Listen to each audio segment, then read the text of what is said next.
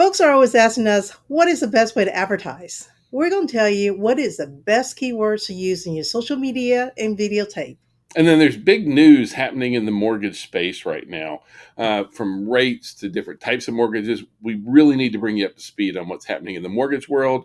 Also, new changes to the clear cooperation policy that's coming out. So we're going to discuss all Yeah. these today on the Real Estate Backstory. So my name's Alan Richardson. I'm the managing broker here at Maximum One Realtor Realtor Partners. My name's Bing Richardson, a compliance broker for Maximum One Realty and Realtor Partners. We want to jump right into the whole clear cooperation discussion, policy Yeah. changes, that kind of stuff. So NAR has made some changes to the clear cooperation policy. And with the clear cooperation policy in the past basically said, look, within 24 hours, you have to enter Correct. all listings into the MLS.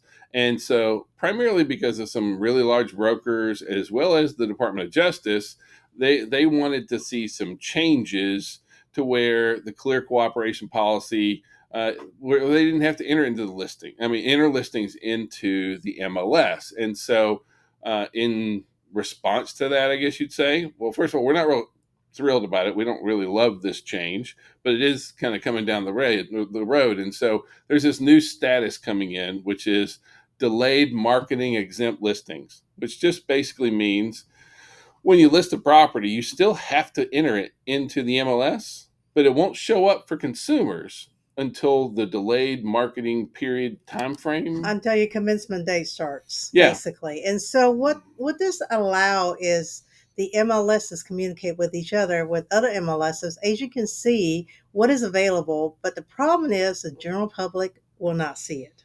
See, when something is entered in and it's under this new status, it still has to be entered in within a certain time frame. Now, what that time frame is, that's up to the MLS. Now, we've already sent some messages into both Georgia MLS and FMLS to see, Hmm. hey, is there a new time frame here? We haven't heard back yet, but we'll let you know as soon as we do.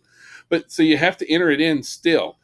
That listing will still show up to agents. It's still going to be available to be seen by agents, but it's not. We're not supposed Available to to. the But general the public. general public won't be able to see this, and so there's a lot of folks in this industry that say, maybe not a lot, but there's some folks in this industry that say that this is consumer choice, that a seller should have the right to not enter their listing into the MLS, that no one should force them to enter it into the MLS. And so while I agree that no one should be forced to do that, that's part of the Department of Justice's take on this, is that you shouldn't be forced to do anything that you may not want to do. However, Realistically, if it you look at it, everybody advertise online so they can get the most pool of people to review their property and get the best price offer. So by doing this, the only folks I ever see are the agents. So if agents not actively searching, then guess what? The seller's home does not get the exposure that they should have had it gone out to the general public. It almost acts in a similar fashion as come and sue, except you don't have to publish it out to the market. See, in my opinion, this is only good for the big brokerages that want to keep their listings in house and double in deals. And I think that's terrible because like this is It's only good in my opinion. Now this is my opinion.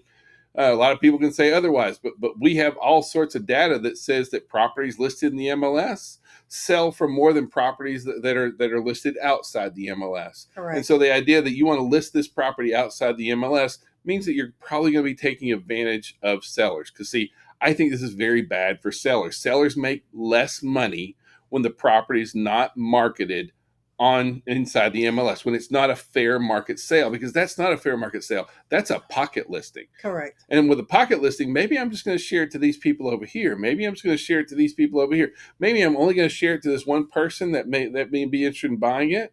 But you're not going to, as a seller, you're not exposed to the fair market at that point. It's really, really bad for sellers. It's also really, really bad for buyers, all right? Because now we have hidden inventory, we have off-market inventory, and we also don't have equal opportunity. I find the I find this ruling a little bit concerning. And like I said, we have emailed both Georgia yeah, MLS and FMLS and inquire what yeah, is their we have fair status. housing concerns about this, right? Correct. Bottom line, and now granted, opinions are like armpits. Yep. We all got them. Most of them stink. These are ours.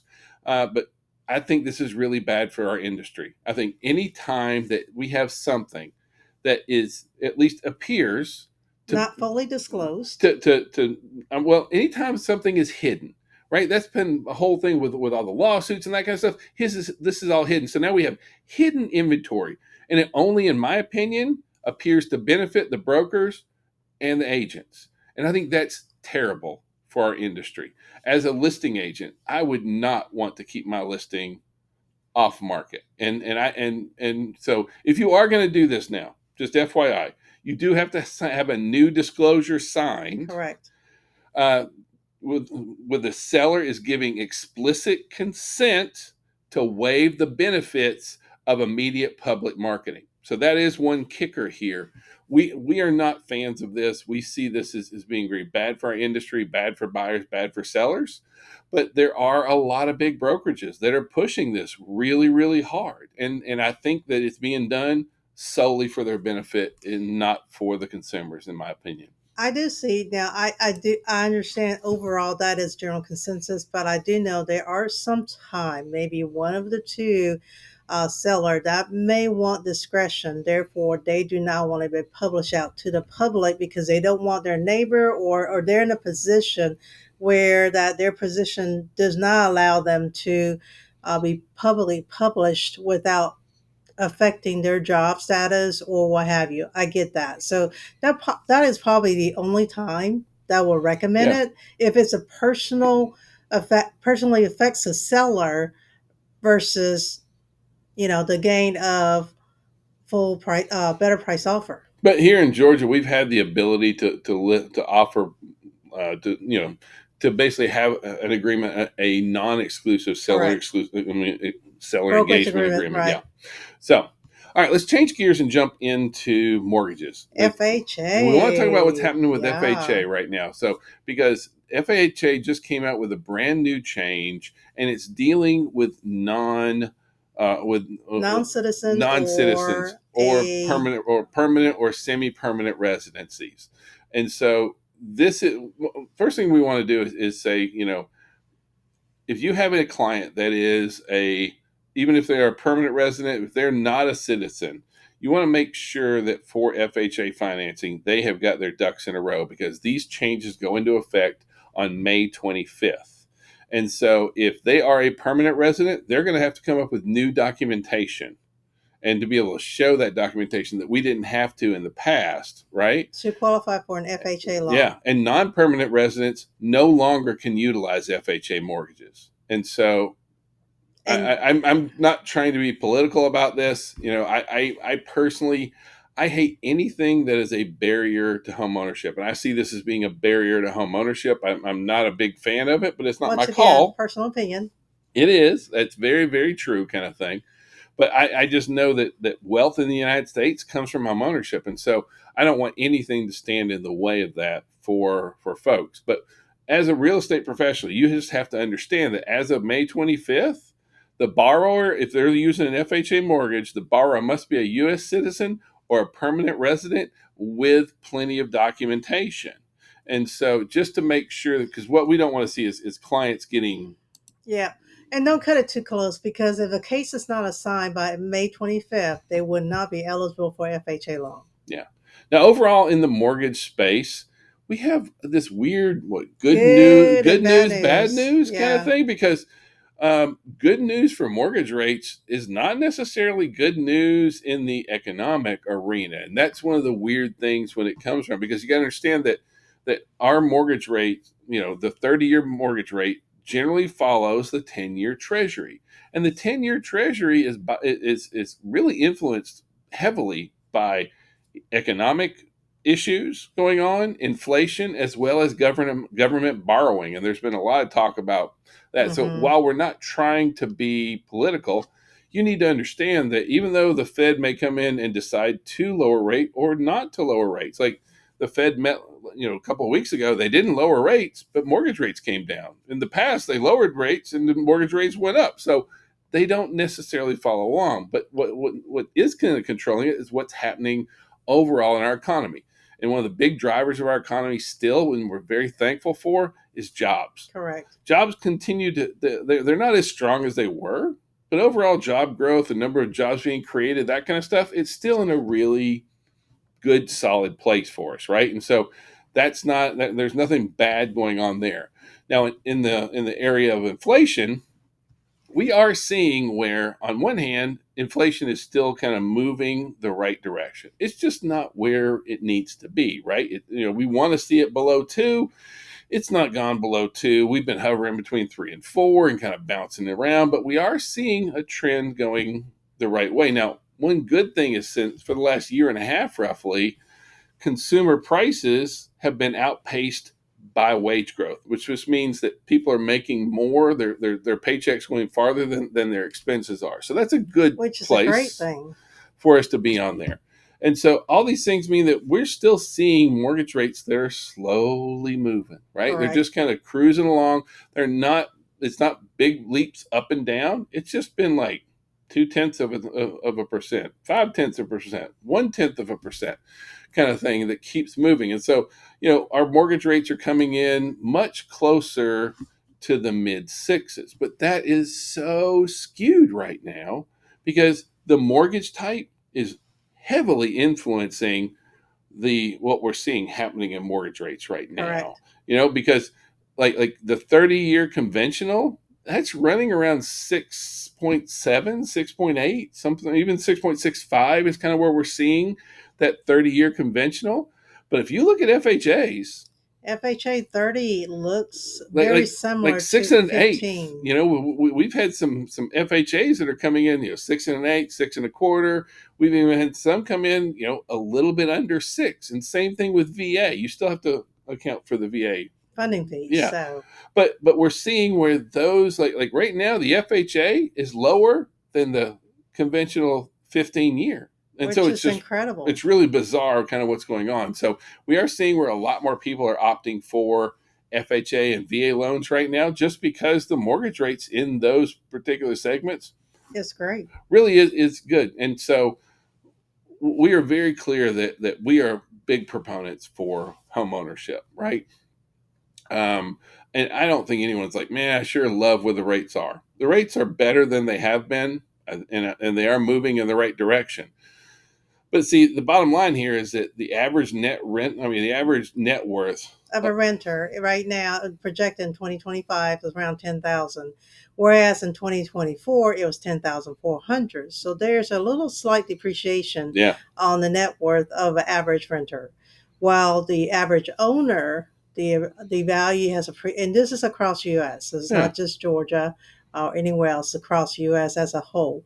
So the average homeowner, their value, their net worth is about $430,000, up from 396,200 last year. So I mean, we're seeing really strong growth. I mean, and really, there's no comparison between the net worth of a renter and the net worth of a homeowner. Correct. And to get those numbers, all they did was just take, hey, here's all the renters, here's what their net worth is, and divide Hmm. that out. Here's all the homeowners, here's what their net worth is, divide it out. Everyone wants to be a homeowner, right? Because that's where the property value appreciation, that's where the net worth really does come from. And it's our job to really help them get there. So please, for those folks who are saying, gosh, we want to wait for mortgage rates to come back. And I mean, we Or had get somebody down this to past like week, we had somebody say, well, 6. well, when rates hit 3, let me know. You're never going to buy a house, is my The only basic way you're going to feeling. get 3 right now is through a loan assumption. And with loan assumption, there's a lot of hoops you have to Yep. jump. So it's not an easy task. Yeah. So like, just be realistic about when we're talking to our clients, like you're never going to time the market perfectly. Timing the market is worth so much more than trying to time the market. No, we aren't in love with where the rates are right now. They are moving in a good, solid direction. But if you wait, you're missing out on great opportunities right now. That's just kind of the bottom line of where that is. Yep. Let's talk about some of the best keyword that buyer and seller clicks on. See, now that's the key that Ming just said, though. These are keywords. Oh, see, she broke out the key and everything.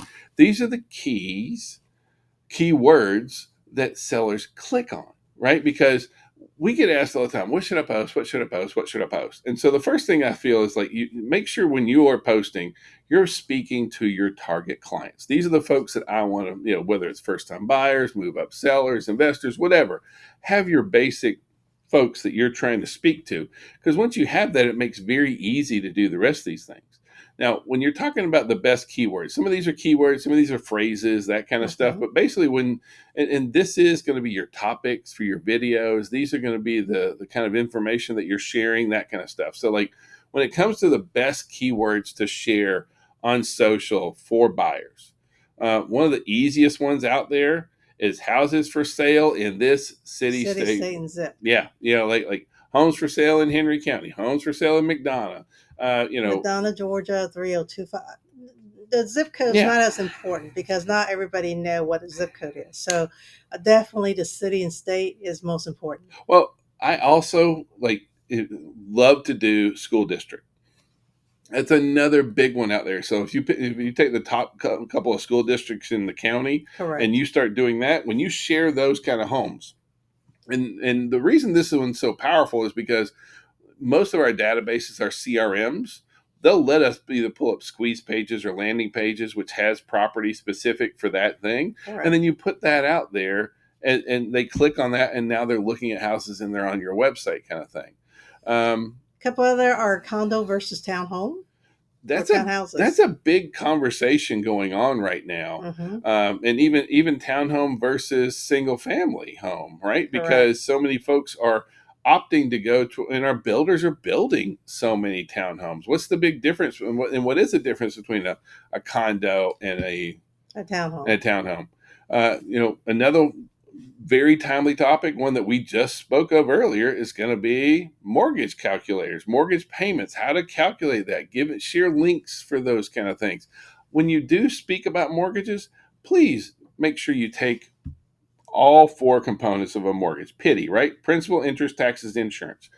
Don't just quote principal and interest. That's That is bait and very, switch. yeah, that's very this or deceiving Yeah. because here I thought my payment's gonna be 2,000. By the time you add property tax and homeowner insurance, now I'm paying almost 2,500, Hmm. and that's a huge difference for someone that's looking at paying 2,000 versus 2,500. Yeah. A couple of others here: buying my first home help, new home buyer tips. These are great keywords that get picked up by a lot of interested buyers on there. And new home listing either by the city or the county. Those are a good one too. Yeah. Share new, and this is another one where you can do with your squeeze pages, that kind of stuff. Down payment assistant options, we have several folks who are just taking different down payment options and they're sharing those once a week on different platforms and that kind of stuff. But that gets folks are very interested what their down payment options are on there. If you do commercial, Commercial real estate agent yeah, by the city in the county or the county. yeah. When's the best time to buy? That's another very That's timely always a one. great Yeah, one. like is now the right time to buy?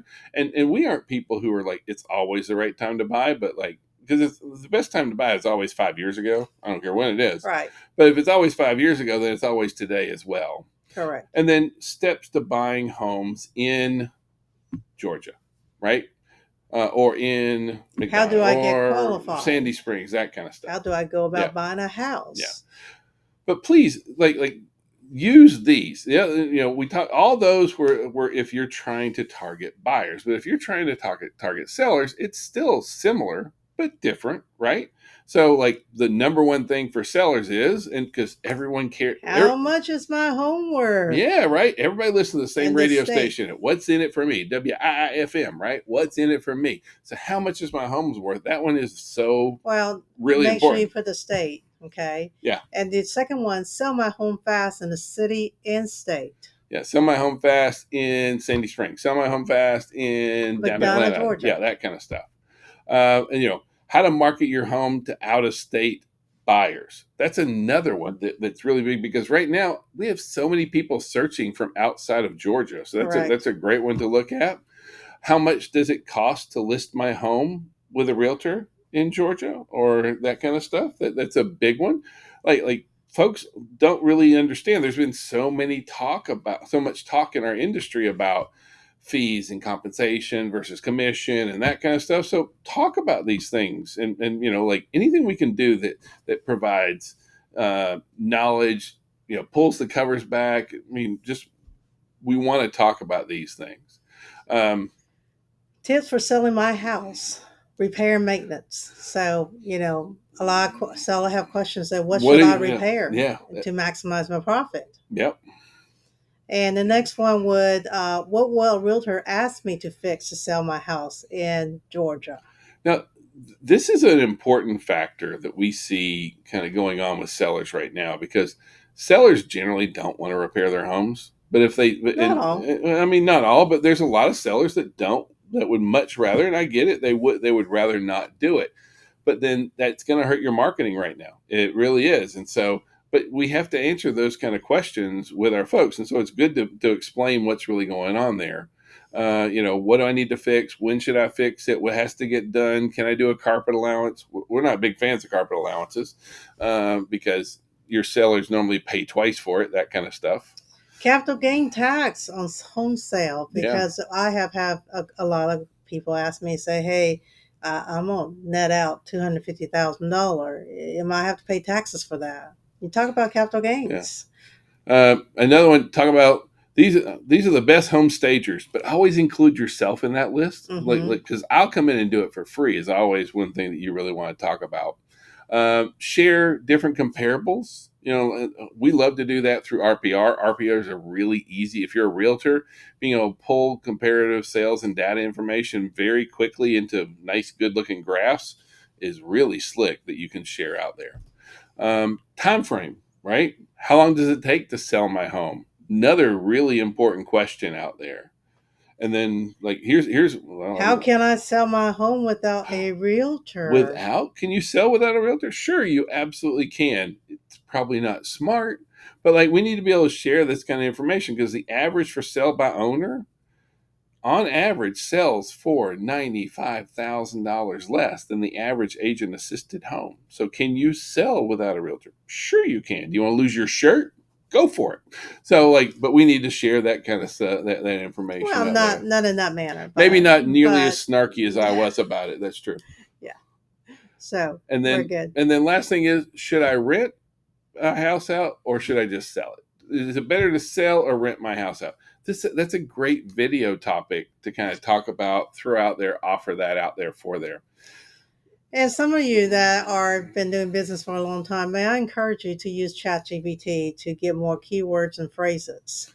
And plus, it can help you write post, script, or video ideas. Well, like you take those same topics we talked about and say, hey, Chat GPT, give me a video script about this topic. Give me social media ideas. Tell me some content to do here.